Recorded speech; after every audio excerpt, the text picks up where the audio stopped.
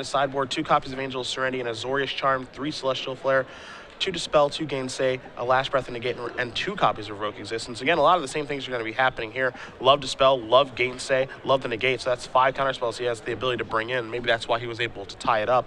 I mean, I think we're going to see that Edgeling as well. A little bit surprised to see Azorius Charm on the sideboard. Not sure if he's going to want just that cycle effect. And the one card I actually love to talk with Ben about it are the copies of Angel of Serenity on the board, because we haven't seen that for a long time. Yeah, I imagine this is just the best finisher against decks like monsters and just random aggressive decks in general. Yeah, I will say Angel of Serenity is a card that you can actually move towards. It's expensive, obviously, but it's a card that Green Monsters doesn't want any part of. Yeah, it's, you know, a lot of decks, you know, that you expect an Aetherling, you expect Elspeth, Sun's Champion. A lot of decks have game plans or individual cards to fight those things, and the cards that are good against them are often not the cards that are good against Angel of Serenity. Yeah. So we'll see if maybe Angel of Serenity does pick up a little bit. I'm sure that if people are bringing it in on their sideboards, or even just having that card in their main deck, it's not something that people are going to be expecting for the next couple of weeks. So maybe that's a place that people can get an edge at. We'll see how things end up breaking down over the next couple of weeks here on the Open Series.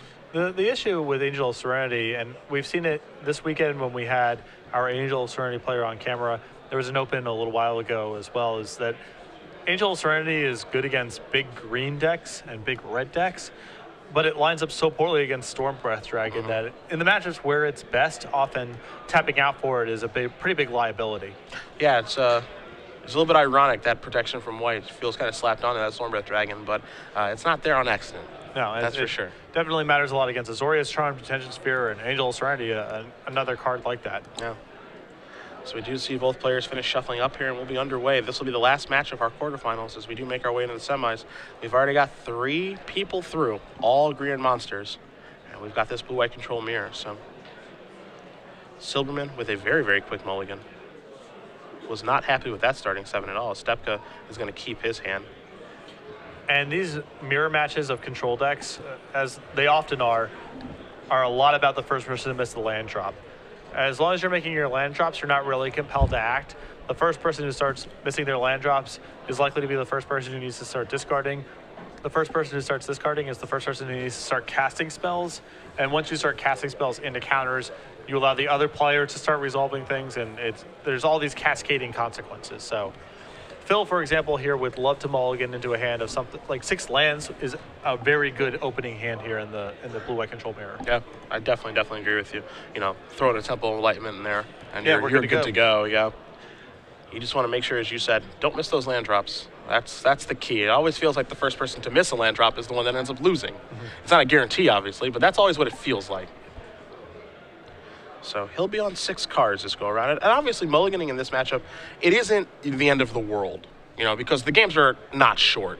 You know, not going to be able to take advantage of a mulligan to 6 or anything like that. And it does not look like Silberman is happy with this one either. And he's going to send that back to 5. Now things start getting a little bit more dicey. Yeah. As mulligans may start to take things over here. We'll see what happens. But if you guys are just joining us, Cedric Phillips, Patrick Sullivan, Star City Games Open Series here in St. Louis. We do appreciate you joining us early this morning at SCG Live, hashtag SCGSTL for your tweets all day long, as we'll be giving away our premium 3-month giveaway at the conclusion of this match. We'll do 6 months during the semifinals, the full year during the finals. Then we'll be taking a little break before we start our legacy action as players are filtering in here this morning. We have a little bit of a prediction that we might see a 10-round legacy tournament. We will see. I don't think we've ever had a 10-round legacy tournament before, but it would be sweet if it happened here. I don't know what the record is. Yeah. I'm sure Jersey has it. Yeah, it wouldn't surprise me if Somerset has it. Yeah. So it's probably New Jersey. Yeah. Tell me more about Jersey. Oh wow, it was Somerset 10 rounds, 550. Are you proud? Proud of that? Yes. Yeah. Well, that's actually low on the list of things I'm proud of. But yes. Jersey boy, holding it down. Somerset does do it right. I won't argue. Yeah. I won't argue. So let's see. Temple of Enlightenment is going to allow Phil to keep his 5 cards. So we'll be underway here in game number 3. And we'll see if he can come back from mulligan at 5. I know we saw Adrian Sullivan do it yesterday. It was in a different matchup, of course, but he was able to come back from a mulligan at 5 against Aaron Cook playing Green Red Monsters and win that game before losing the match. So it's not impossible. Yeah, it's just as long as Phil can just keep making land drops. He's very likely to keep his head above water. That's the thing.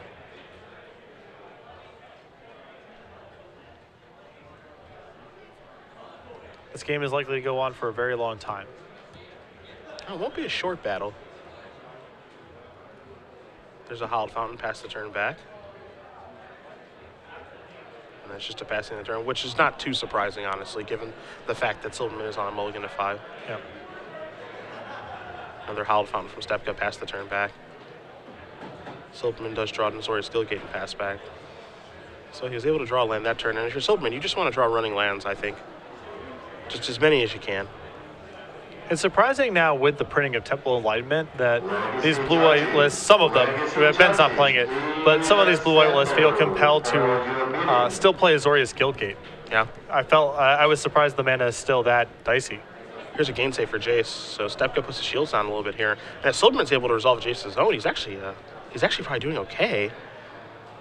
Maybe he tries to resolve a Revelation for 2, or... Huh? He's going to go with a Needle. Oh, excuse me, an Elixir. I take that back.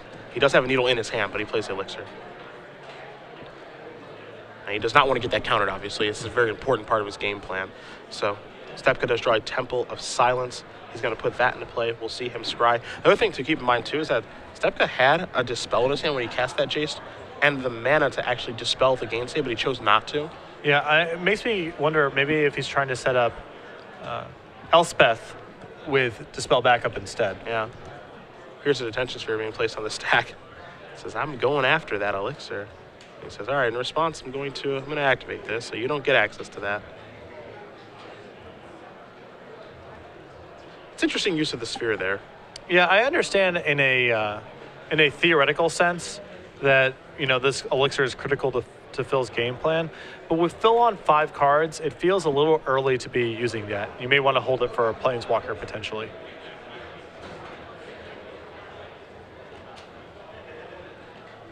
Are you really that confident at this stage of the game that the game is going to come down to decking? I'm a little surprised.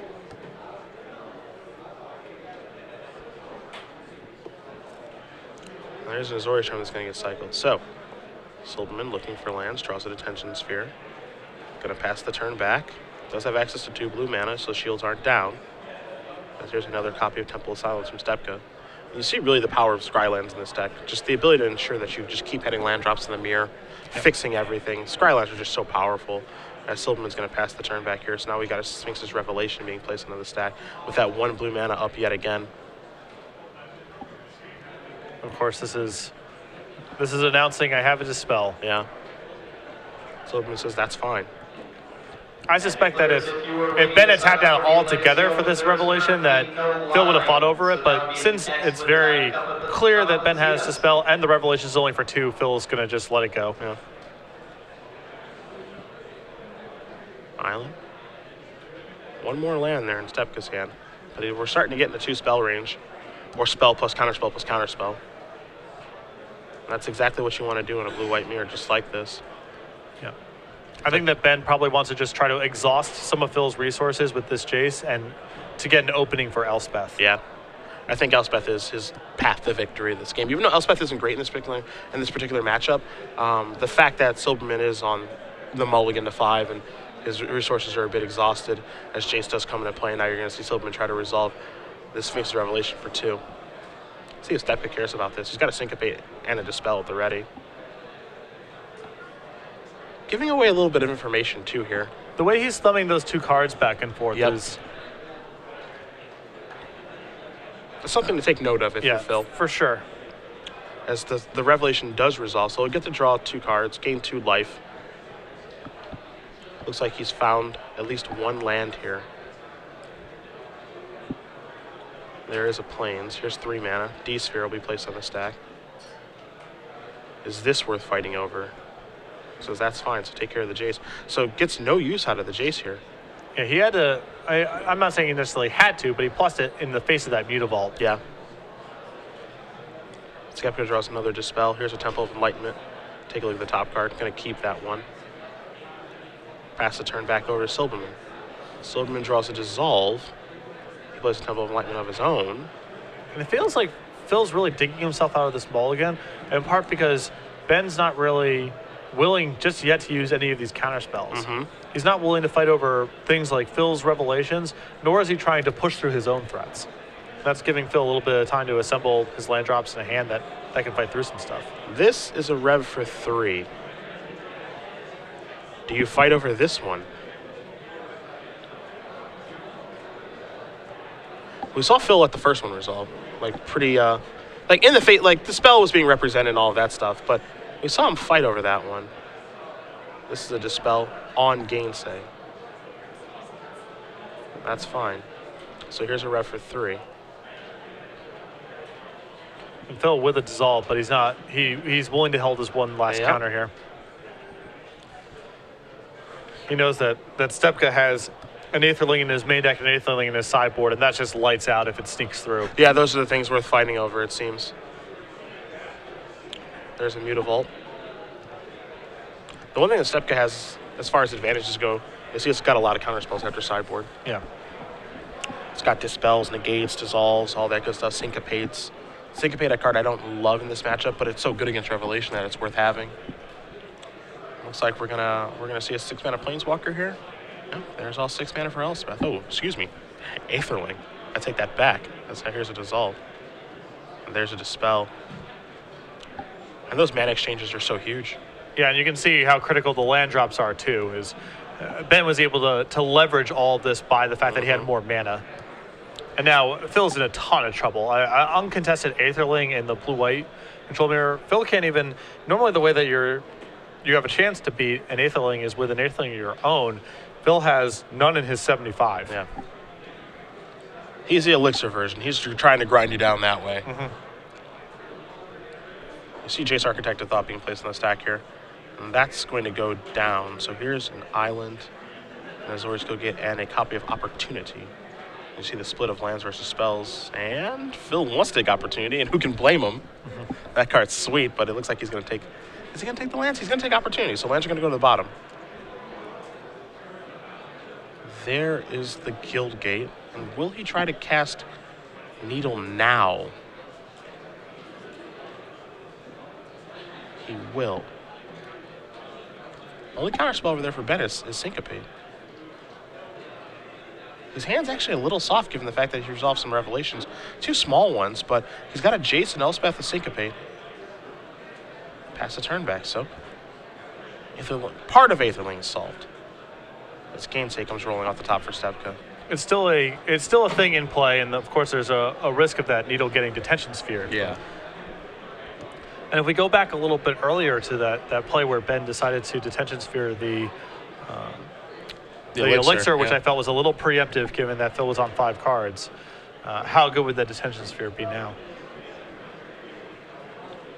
See some mana being added here for Ben. Looks like you might see Elspeth come down now. And we do. So, the Planeswalker is going to make 3 soldier tokens. And the clock is going to begin here. Board getting a little cluttered here. Yeah, you see everything get organized. Sphere that did target, the empty sphere that targeted the Elixir much earlier in this game. And now here's an attack for 4. Jace is going to bite the dust. But Jace did some pretty good work there. Play the role of a fog, gave an opportunity. See a D-sphere over there in Phil's hand. He's going to try to resolve Opportunity now. Unsurprisingly, that's going to bite a Gainsay. Yeah.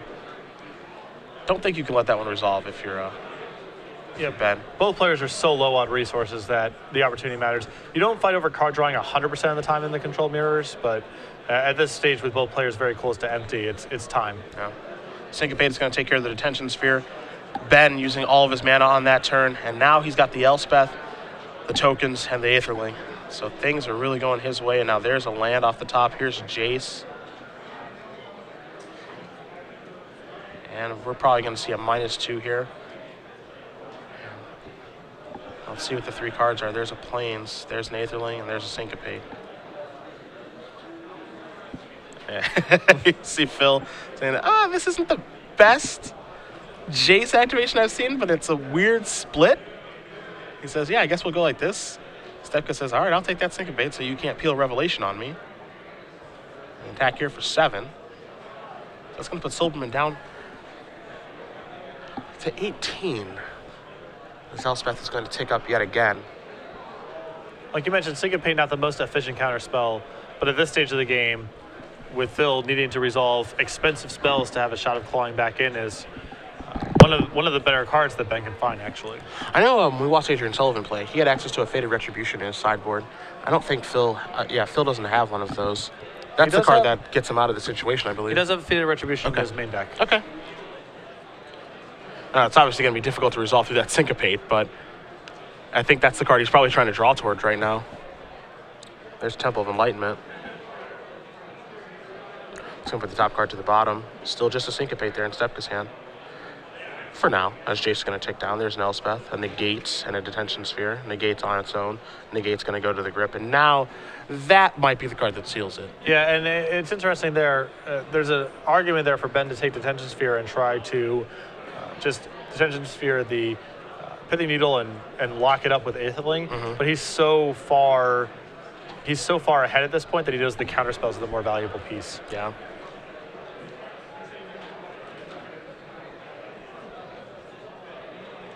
We're looking next turn at Ben going ultimate with Elspeth. See Divination placed on the stack, and Ben thinks for a moment. He says, I'll just counter what comes after that, assuming there is anything coming after.